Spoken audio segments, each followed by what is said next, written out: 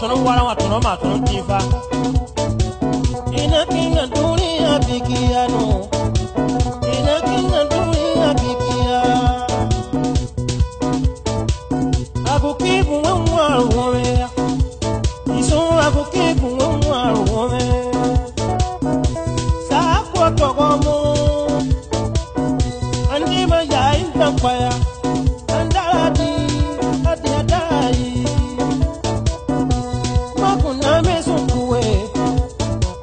Anye tomate we ya iku. Sabu bambena ya sebu mwa wome.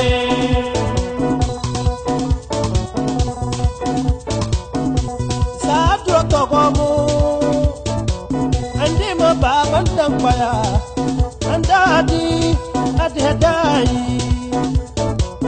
Ay makuna mesukuwe. Tomote we baba ku. Beba baba mbona ya. Tomote buwe mwa wome. Mwagana kasho mwagana te. Mwagana kasho mwagana. Amwado kazo bolano. Amwado kazo bolano. Viruka mwado kazo bo. Makura kawo rubuziguya. Makura kawo rubuzigu. Makura tokomo. Tomate ko toko kumi sere mwa wome. Makura kawo rubuzigu. Adura tokomo makura kawo rubuzigu. Madura tokomo sere mwa wome. Menna banubagi ade asanu berimo. Baba kaya ibanso asanu berimo. Sotera baba kona toa. Sotera ya ikona toa. Sotera baba kona toa. Angiso momo wenti asanu berimo.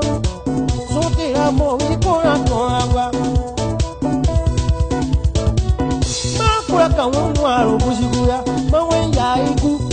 Baya inkona o sebu mwa wome. Makura kawo rubuziguya. Nakawa kura kura paruko. Masawu mamena ya sebu mwa wome. Mawia kura kabe mwa rubuziguya. Mana kura kura sawi. Suna yero. Dunia ya mena o sebu mwa wome.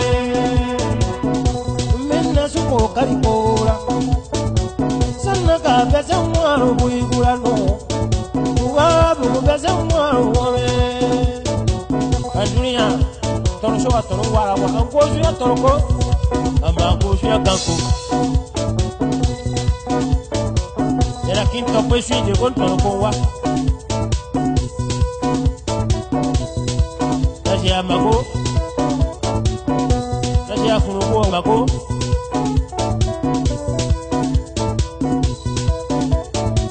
Bargo ya pembi wa fa. Baka wa funugo ya. Takwana kawo rubuigua. Makona kawo rubuigu. Mala kawo rubuigua. Tobina kawo rubuigua. Tomate we baba ku. Anduye ya mena ya. Anyi basi mwa womo.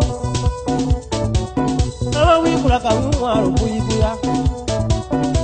Tomate we baba kumi. Tomate we bia kumi.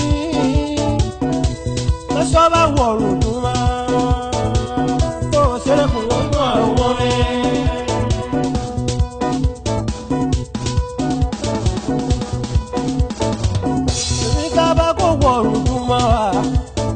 Warukongwa bara berimo. Baba kura paro kumaya. Kura bara berimo. Baba ko yike nami. Yike duro bara berimo.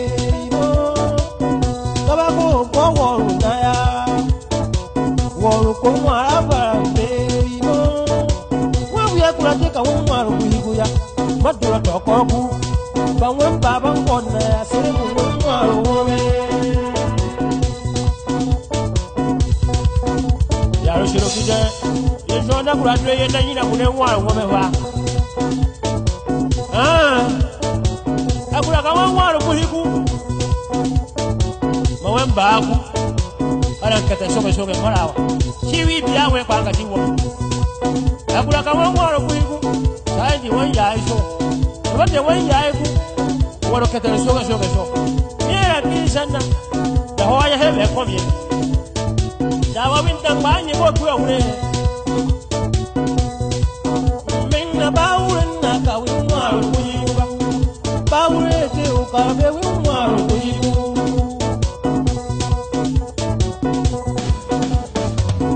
de yoni yo pangu ya na kora pone mwaro womene na yoni yo pangu ya kora pone mwaro womene ma ire ya ki ko moro